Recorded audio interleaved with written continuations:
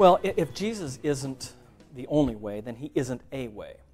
I think one of the things, if we're really going to be critical and think critically about this, it's simply illogical. It's impossible to hold that Jesus is a way and Muhammad offers a way and Buddha offers another way, because these religions are at the deepest levels mutually contradictory. For example, Hindus don't even believe in God.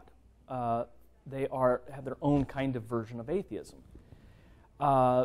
Deists believe in a God who created the world but then sort of leaves it to run on its own. So God doesn't really intervene in the world.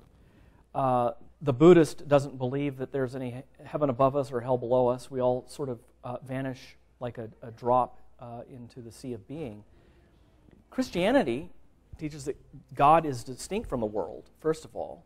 The world isn't a part of God. God isn't dependent on the world. He created the world from nothing by the word of his speech and as a free act, and that in time God saved the world that had fallen into sin because of human rebellion. All of these are completely contradictory.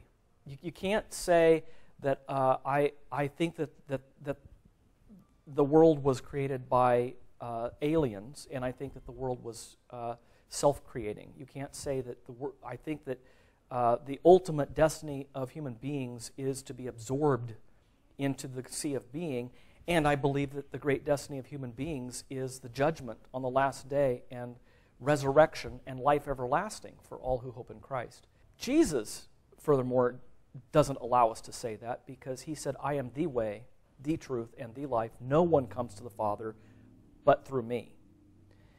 The teaching, unanimous teaching of the apostles, is that he has been given by the Father the name which is above every name in heaven and on earth, by which we may be saved. The name that people called on in the Old Testament was Yahweh, and it's repeatedly said, don't call on any other gods besides Yahweh. Well, now Jesus is being identified as that God on whom we are to call for salvation. Jesus, we have to remember, was tried by the Jewish leaders for blasphemy. They realized what he was saying. He made himself equal with God. That was the charge. If you read the New Testament, you really have really only two options. Jesus was either lying or he is God. But one of the things that you can't say is that Jesus thought that he was a good person everyone ought to follow on a few really important points. Jesus said, I am the resurrection and the life. I am God incarnate. He who has seen me has seen the Father.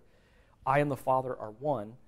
Jesus said he is the eternal Son who was with the Father from before the foundation of the world, that he has always been the only begotten eternal Son of the Father. All of these things come from the lips of Jesus himself, as well as the witness of his apostles. And he confirmed all of this by being raised from the dead.